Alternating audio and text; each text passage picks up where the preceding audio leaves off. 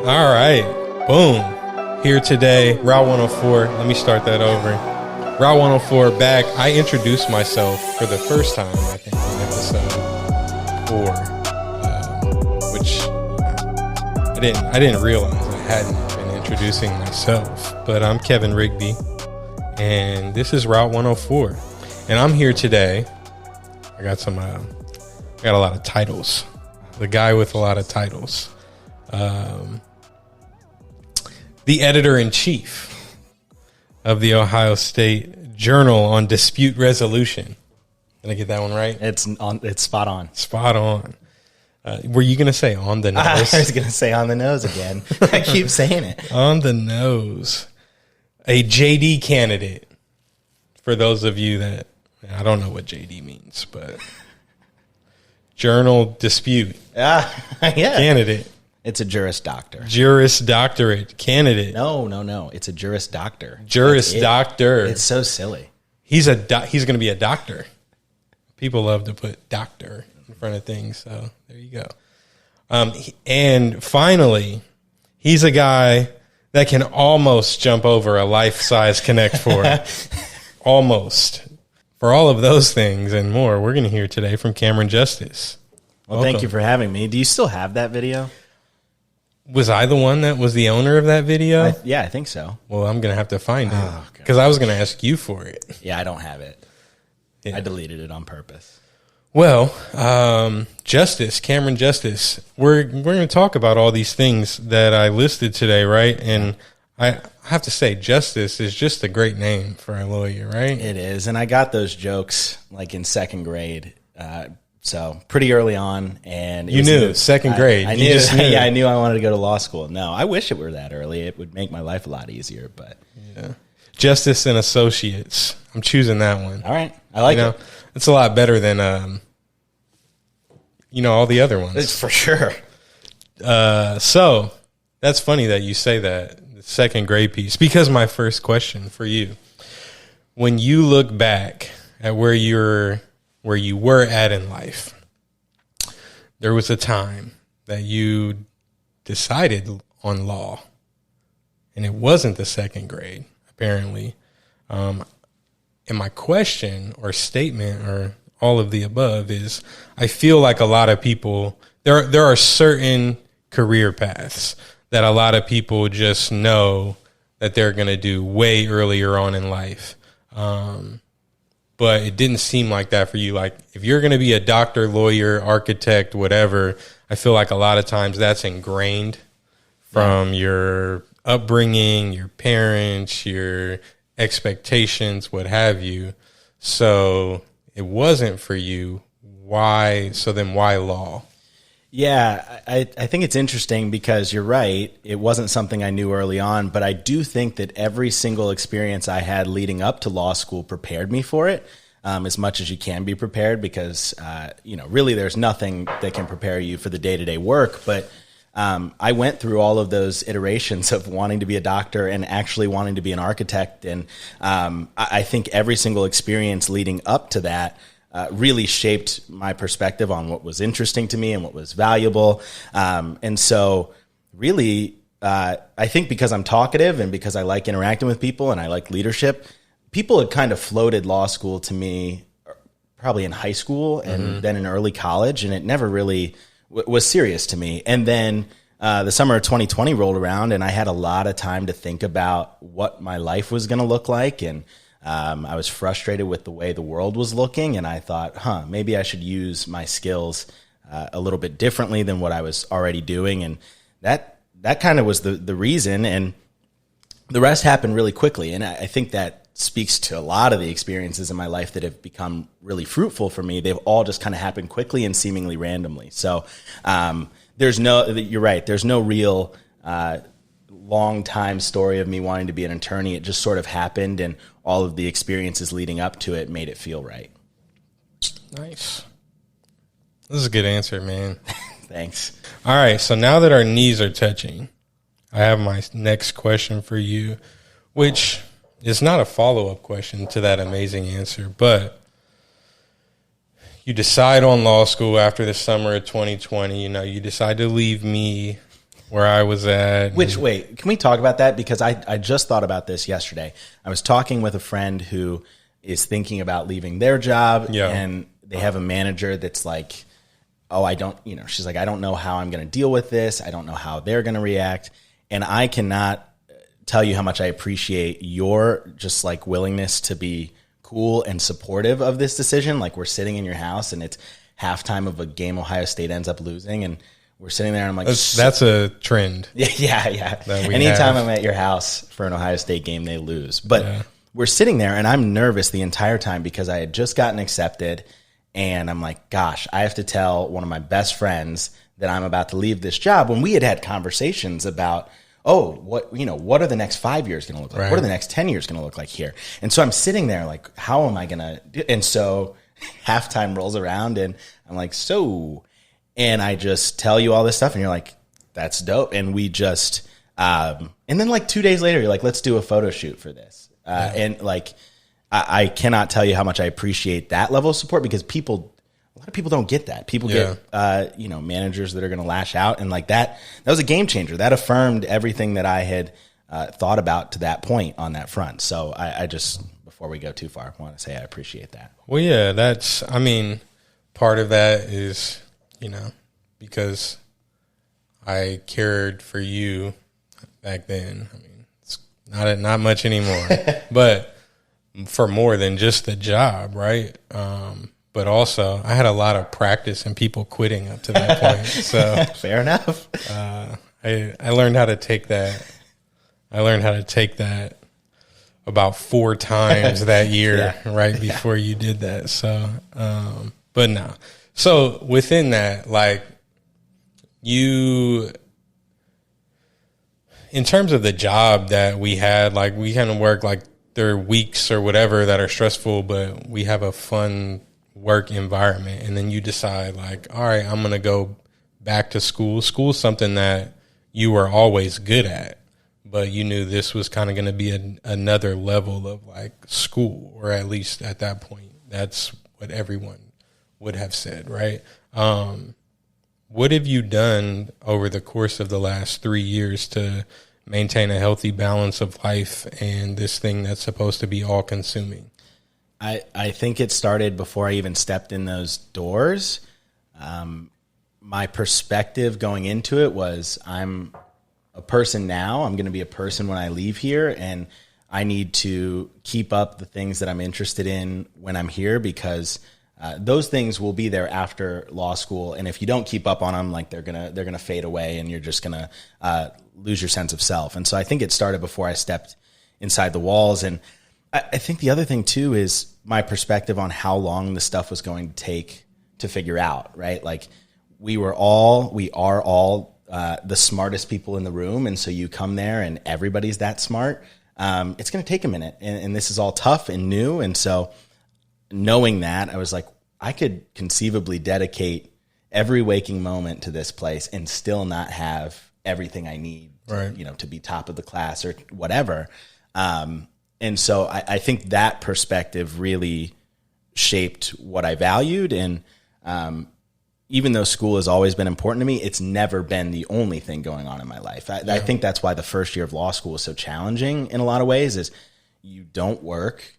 They encourage you to take it pretty easy on extracurriculars. And so I was only doing school, and that was odd for me. I don't think I performed all that well because of that. And so since then, I've found other things, whether it's in the law school or outside, to do, and that makes my work better anyway. And right. and any time that I've felt like, oh, I need to get this thing done, or I'm really stressed out because I have so much, that's when I found I need to insert the most balance. Like, I need to take a break, do some yoga, and then get back to it. It's rarely leaning into it and just trying to like push through it. It's taking a step back and finding that balance again. So you've always, high school, what was your GPA? What'd you graduate? It's so long ago. It's almost 10 years ago now. I don't even know. Probably like a 3.7 in high school. maybe not up there with the Dublin kids, Right. but right. Yeah, fine. Yeah, Right. got me through it. 3.7, those are mostly A's, couple B's, your entire high school career, baseball, youth to youth, other stuff, maintains a high average. College, life, a lot of life outside of college, work part-time for the whole time, maintains a what? 3.75, yeah. Yeah. High. Like, you are seemingly somebody that, you can just do life and do school because, you're that smart, right? Or, like you said, you need the balance for school, for even just school to be good. Yeah. What do you see with, like, is that a typical trend, or do people get, like, really stressed out because they can't find a balance? I think most people overdo it, and I feel like I have this conversation with my friends at the law school a lot. I think it depends on how long a person has spent, after undergrad before they come to law school.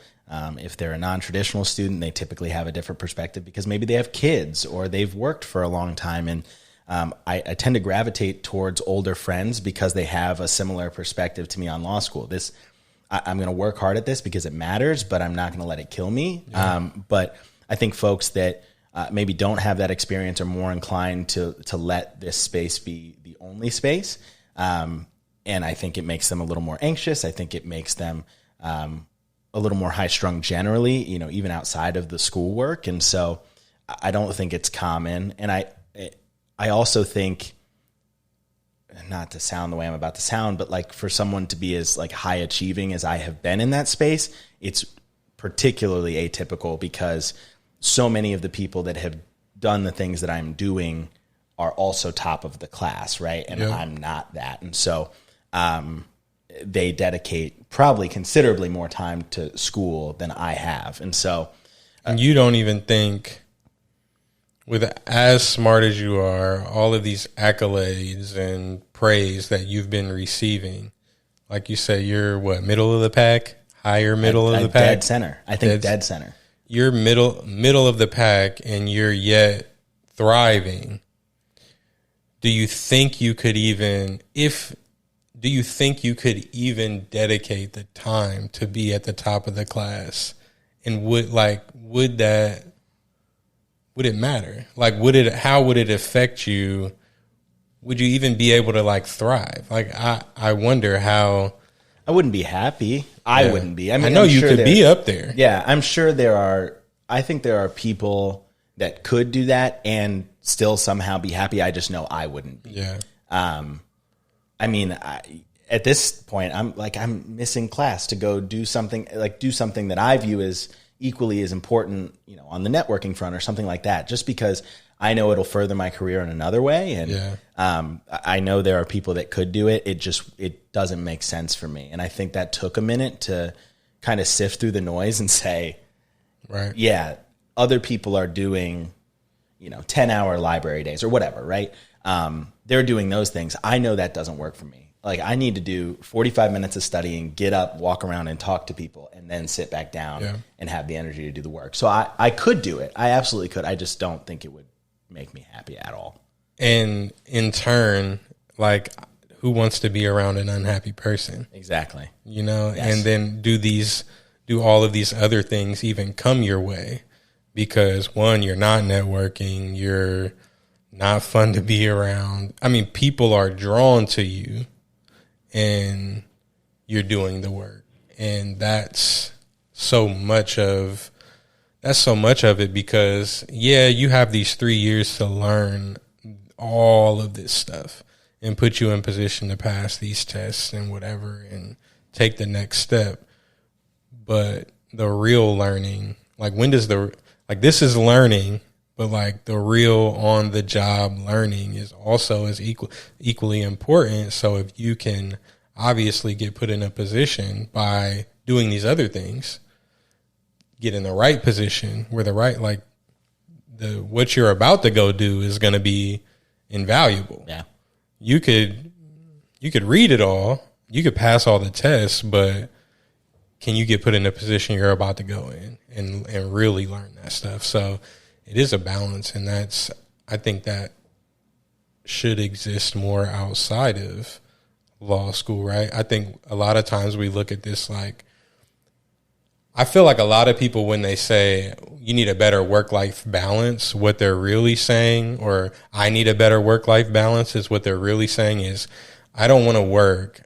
I just want to have fun or do life over here, which then it's not a balance. You're just kicking it, having a good time, and convincing yourself that you're balanced when really you're not progressing in your career. You're not making, at some point, something's going to fall. So I like the way that, you're like, I'm going to be just as good over here as I am over here. Right. Well, and I think what you're getting at too is like this misconception that like discipline and freedom are like mutually exclusive. Like I think so much of why I'm able to have the balance is because what I'm doing when I'm working is efficient. Like you can spend 8 hours in the library. How much of it are you actually doing work, and how much of it are you scrolling on your phone? I don't know why I gestured like this. This is how you scroll, yes.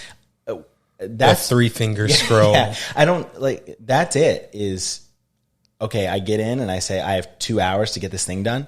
I get it done in 2 hours, and then I go and do whatever else I want to do with my day. And I think we kind of romanticize law school in that way that, oh, I spend all these hours doing all this work. When in reality, the hardest part is feeling like you're cut out to do the work day in and day out, not the work itself. And so, it's like spending 6 hours at the gym. Like, what do you do? You should get in and get out and do what you need to do and leave. And so, I think a lot of people are spending way more time for the sake of saying, I spent time doing this. Right. I'm a hard worker. Right. Right. I'm always there. Like you see that. I've seen that my entire career is people sitting in offices and they have the illusion of working hard, and everybody around them thinks they work hard, and somehow I play all day and still get more done, Yep.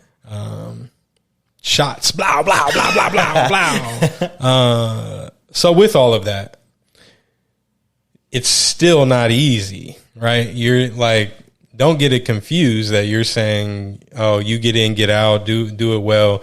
So what's been the most challenging part of this part of your education so far?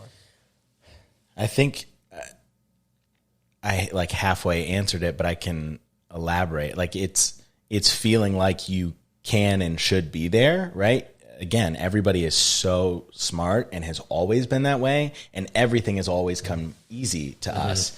And so like when you walk in on that first day or during those first couple weeks and everything sounds like jargon and it's confusing and frustrating because you've never done a skill like this, you've never had to perfect a skill like this, it is so scary and intimidating.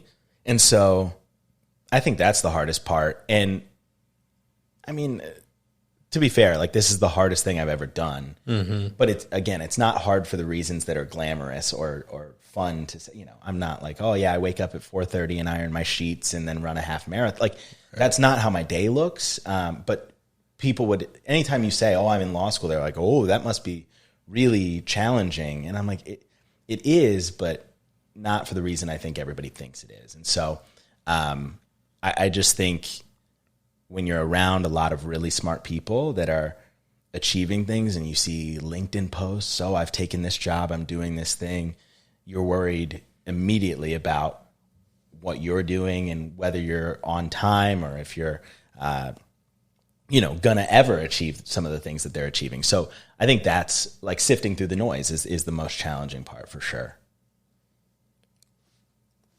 Yes. The sift. Yes. A lot of sifting going on in law school. I'm a good sifter. Yeah. We talked a little bit about skipping class to network. Which I haven't done until this year, to be fair. But what would you say or can you discuss the importance of networking, not not where you're going, right? Like, yeah, there's going to be important networking things that you have to do once you get into whatever job you're going to take. But the importance of networking now, as a student that's on the path there, and what strategies have you found to be effective in building professional relationships? Yeah. It's weird because, to my point earlier about every experience kind of shaping the way I do law school and my perspective on law school and why law school was right, is that I kind of look at networking, and I don't love saying this, but I think it's the truth. I see it in a similar way to our conversations about recruiting students to youth. Like, it's a numbers game. You're not going to get everybody to say yes. You're not going to get everybody to stay in contact with you or stay in a program or anything like that. Networking really is a numbers game. And also it's a relationship. Like, you shouldn't be only reaching out to them when you need something. It should feel considerably less transactional than that. And so I think that's really how I approached it, is like casting my net as wide as possible. And it helps that like networking doesn't feel like a chore to me. It gives me the energy to sit down and do the work. On Monday we had a cool event, and I spent all morning doing nothing other than interacting with people, but then I was so much more productive in the afternoon. And so because it doesn't feel like a lot of work to network, it's more enjoyable to me. And I think everybody doesn't have that. Right. I think finding portions of it that are exciting, because, it can look so many different ways, and it can happen so many different ways. Finding little bits and pieces that are fun for you, it may help. But I think, again, like, not being opportunistic has been huge. Like, the first couple weeks of the semester, when all I'm doing is preparing for class instead of like reviewing for finals, or, other things ramp up and get busy later in the semester, I'll just, like, when I'm reading, I'll take a break and I'll walk the hallways and I'll knock on professors' doors and just be like, hey, what's up? I don't need anything. I don't want to talk about class. I don't want to talk about another opportunity. It's just, hey, how are you? And then later down the road, when I do have a favor to ask, it's not like, all he does is ask for favors. Right. And so really treating it like a relationship and following up, and, just treating people like people instead of as a stepping stone has been huge for me. And I don't think it's intuitive. You have to think about it in that way for it to work. But those have been really the big things for me. And, that event you talked about at Youth, we call our fun events. Did they call that cool event? Yeah, the cool event? Yes, it was. It was like, come to the cool event. Come to the cool event. Yeah, it was on the TV screens and everything. It was sweet. The cool event. Yeah. It's like when I named the camp. I've gotten made fun of for wearing that shirt so many times. I left the camp, and it was with that the black shirt with the teal writing. And I show up. It's a bad shirt. Not great. And I showed up to the hotel. We were at a travel. But Tron just came out, so it was. Who would know? It was on. Yeah, it was good. It wasn't. It was fine. I still. But you showed up. I showed up to this hotel like late. I had already missed a game because I was like, I'm going to this thing. And I actually was from conference. And I show up wearing that shirt, and they're like, the camp. Like, are you lying to us? There's no way this is called the camp. Yeah, and it's happened a couple times. Yes, the camp and the cool event. All right, boom. So shift a little. Cool. Can you discuss a particularly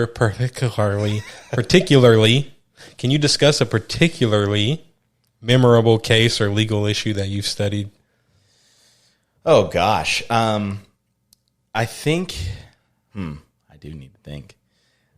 Okay, so this is fascinating, and I won't go too in depth about like what real world events this was in the context of. But I can already tell, like, these are the things that get you excited. Yeah, right? Like, because what law school has done for me is found a way to frame things that are persuasive no matter what you believe.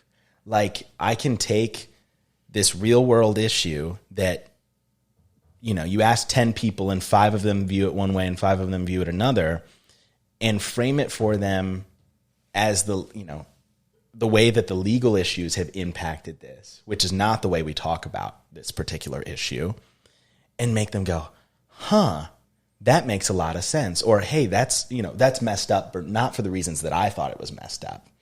And so I think one legal issue in criminal law that is, there's a couple, I'll do 2, that are fascinating is like the self-defense doctrine in like homicide cases.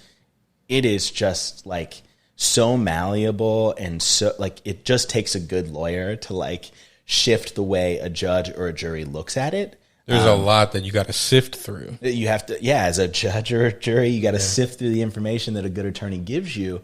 And I realized, oh my gosh, the framework that we're operating in is so messed up that if I'm operating under that framework and looking at it objectively from that perspective, I go, huh, that jury or judge got it right. I think it's wrong personally. Mm-hmm.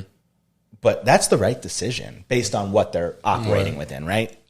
So that's the first one. And then just the other day, we had a couple federal judges in the building, and they were talking about the federal sentencing guidelines. And they were talking about how if you are indicted on three charges, let's just say, and you get acquitted on 2 of them and convicted on another, they can use the acquitted conduct as a factor in determining your sentencing. So a jury can say, we don't think he did this, and it can still be factored in at the same level, not just, this is sort of an afterthought and it only counts for 10% of the sentence. It can be factored in as equally as any of the other factors a judge uses in sentencing someone, which is crazy. You can say, hey, jury, I know you said that you don't think he did this, but I'm going to factor it in and give them 20 years instead of 17 or whatever. Yeah.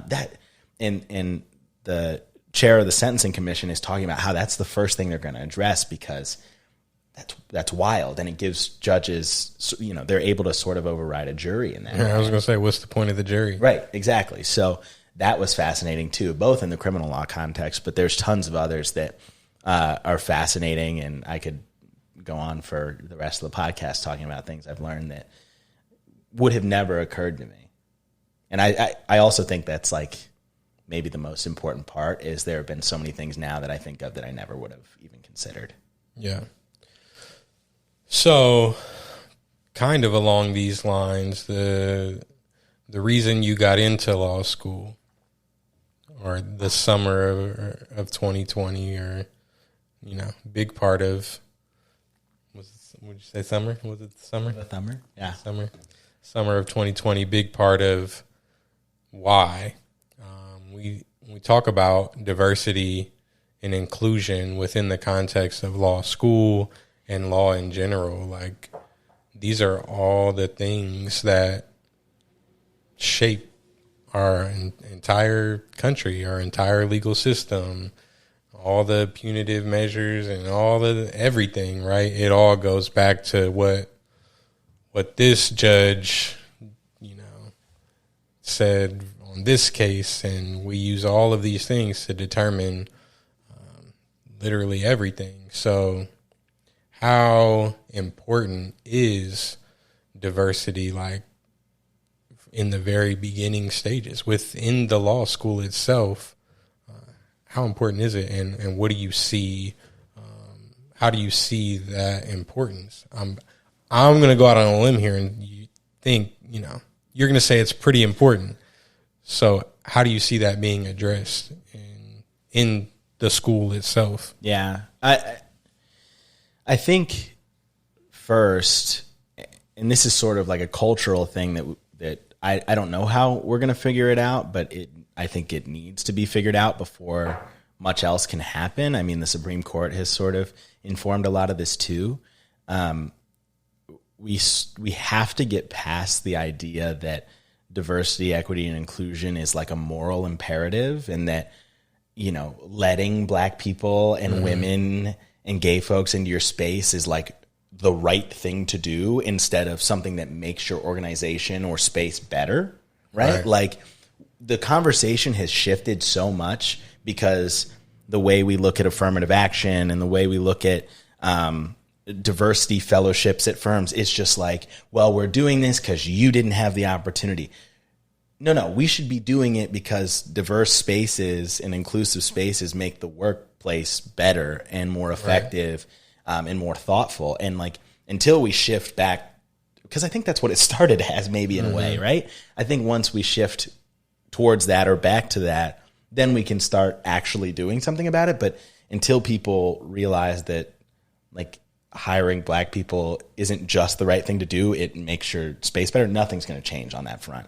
Right. And I love my favorite argument right now is like, yeah, but I just want to hire people. And if this candidate is the best for the job, then it's, all right. But what's best for the company? What's best for, this person, Julie might be awesome, but what for that position, but how does that position impact the company as a whole? Or hiring just another white guy who may be amazing, but there's a staff of a bunch of other white guys. Yeah. Well, and I think it's important in all spaces, to be clear, but I think it's particularly important in the legal field because you're dealing with diverse clients. I mean,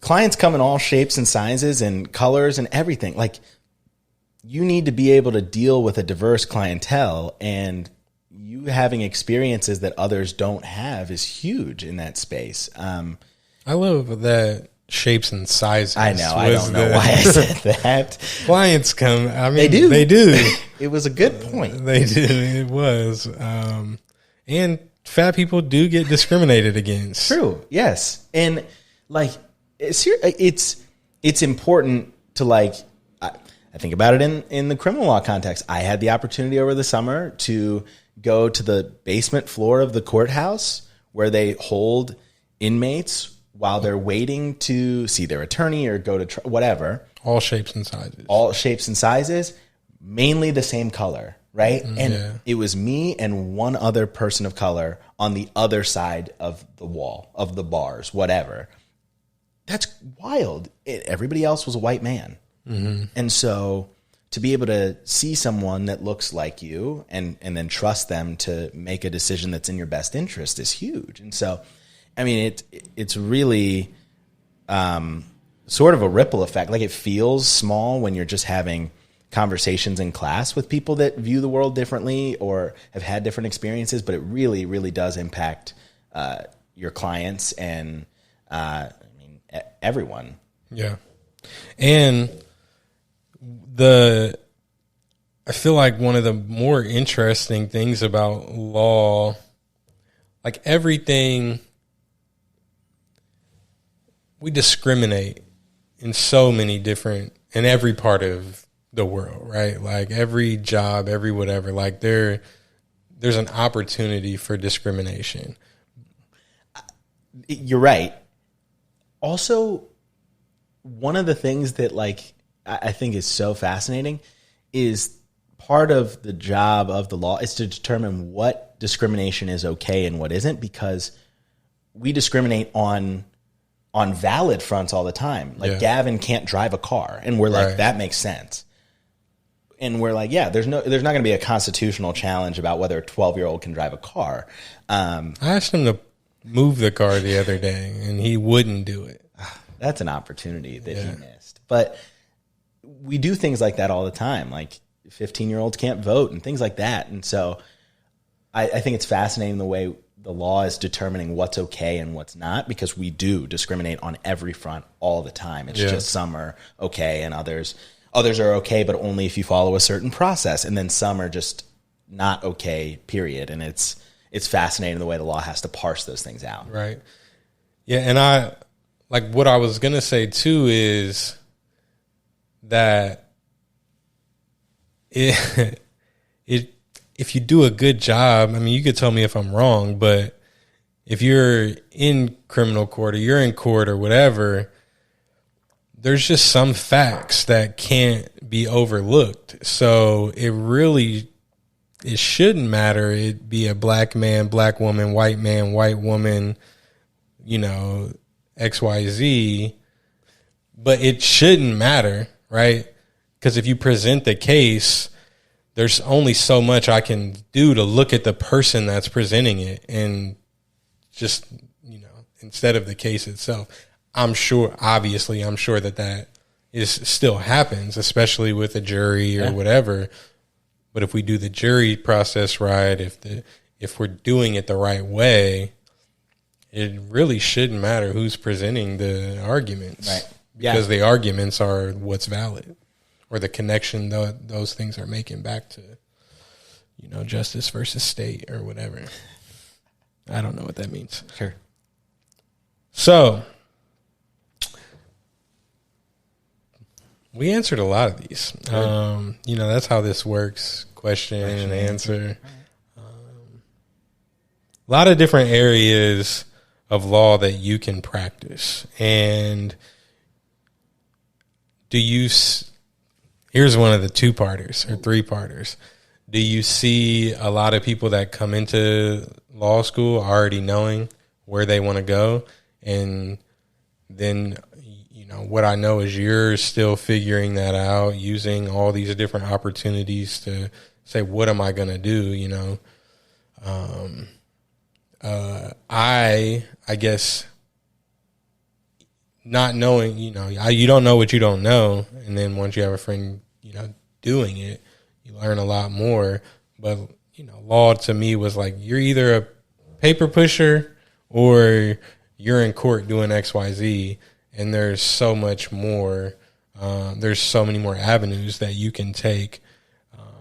How are you going about figuring out exactly what you want to do? Yeah, I think that's what appealed to me most about the degree originally, was just how versatile it was, right? It's like a communication degree. Exactly. It's the same I can thing. do anything. Yeah.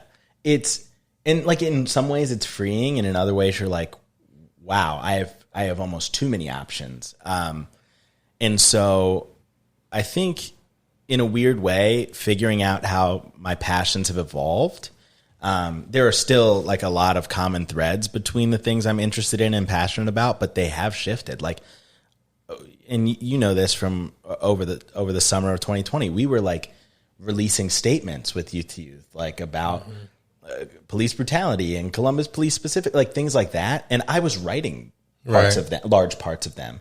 And I was like, I like this. And you would look at it and there were very few edits. And I didn't think about it then, but I love writing in that way, right? I love saying, this is what we think, this is why we think it, and this is what you should do about it. And that's all of legal writing. And everyone loved that. They loved that we did that. And by loved, I mean, I still hear about that to this day. Was it bad? I forgot. Statements were great, but the way that it was presented, whoops, sorry. And that was important at that time. Yeah. And continue. And looking back on it, I realized, I really enjoyed that style of writing. And so figuring out my passions, I think, kind of goes through that lens first. Like, I like the strategy of litigation in this case, right? Like, I don't want to just review contracts and write up like leases and things like that. I like trying to be persuasive and saying, oh, if I move this sentence here, it makes more sense and is more persuasive than if it's here, and things like that. I mean, even down to style and headings and stuff like that is, seemingly very small, can impact the way your reader ingests the information. And so I love that stuff. And it doesn't really matter, at least at this point, what I'm talking about, because I seem to be interested in all of it so far because the writing is at the forefront of it, right? It doesn't matter if it's criminal law or construction. Like, I enjoy writing in that way. And to your first question about whether people show up knowing what they want to do, there are plenty. I think there are also plenty of people that show up knowing what they want to do, and it changes 5 times before they get out of there. And I think there are equally as many people that show up and have no clue and then figure it out very quickly and stick with it. And I always think it's funny. We have a group of like undergraduate students that are, like all, they're like, I'm pre-law and I'm this and I'm that and I want to do that. And I don't want to laugh because I feel like it's sort of dismissive, but I'm like, it's going to change. You have no idea. You have no clue what this, I barely have a clue what it looks like, but here it's nice because it's like refreshing to see them be so excited and passionate about something that they're about to enter. But I'm like, you don't know what this entails. Right. But it is cool. There are plenty of people that come in and they're like, yeah, I want to do this. And I'm not changing that for anything. Yeah.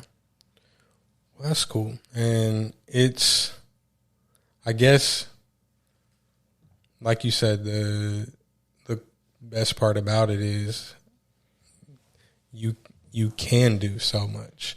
And if you start on something and do that for a few years, you can move to this and you can move in all these different areas. And I mean, that's what drew me to the job that I'm in now. That's why I've been doing the job that I've been doing for so long, is I can do so many different things with under one umbrella. And, I mean, how would I do that without a communication degree? Like, that's why school is so important. Once you get that communication degree, archaeology degree, psychology degree, it's just the world is your oyster. It is. So I can't wait to be in the courtroom with my communication degree, fighting on behalf of justice. Do you think having like me be in this space has like made you more interested in stuff like that? Like, what has that done? Both for your like understanding of some of this stuff and your curiosity around it, because you're right. Like, there's no reason to, I think that's maybe the biggest flaw about, one of the biggest flaws about the law is it's so inaccessible and like, there's no reason to know it unless you've interacted with the legal system. What has that looked like for you? So like I said earlier, you don't know what you don't know. And for so long in my life, I mean, even as an adult, for so many of my adult years, I didn't care about politics. I I'll go vote for Obama and then not care again for 4 years until I vote for Obama again, and then not care again for 4, and same with the law. Like, what I have never been impacted, except for going to court to fight traffic tickets and pleading no contest, which I try to tell people all the time when they get a traffic ticket, don't plead guilty. Don't plead not guilty. You're doing yourself a disservice. It's a speeding ticket. Come on, guys. But I pleaded no contest one time and for speeding and driving recklessly, and I communicated well. And the magistrate said, faulty muffler. And I was like, oh, what does that mean? No way. Yeah, he changed my whatever to faulty muffler. But had I pleaded not guilty, I would have had to come back and fight it. Wow. Had I pleaded guilty, I would have had, whatever. So, in all of this, I've learned no contest is always the way to go, right? I can't give legal advice, so I don't know. But yeah, I mean, I've definitely I think there's two things that happen at the same time. Is you're in law school and I started to have to really interact with the legal system for some other stuff. So there were conversations that we were able to have. And I was also not just interested in those conversations because I'm interested in you as a person and what you're doing. Like, yeah, that's one thing. But there was also like my own personal interest in, okay, how does this work? And I was able to dive a lot deeper into the understanding of how the system and how it all works. And, having access, I think, is a big thing too is I have access to, it's not like I've tapped you like, oh, tell me what to do here, because you can't. But it's just having access to someone who's in a space and, having a different level of understanding of how things work. We don't always, where I grew up and the people that I grew up with, they don't always have the access to kind of expand their thinking on the world, and you don't see a lot of people going into professions that are like law, where, so it definitely helped me to, everybody that's how I look at life though. Everybody that I meet is an opportunity for my brain to expand a little bit, because I was very closed off to a lot of not just the way the world works or not just how law works or politics or what have you, but, I was closed off to a lot of things, and I've always, good thing early on that I started to open up my mind, right? And it's definitely been, our conversations about law and all of that have definitely been refreshing, because it's something you don't think you're ever going to have to, just aside from like, oh, I got in trouble or this, that, like, there's not a lot of other spaces in life where I thought I was going to have to interact with the law per se.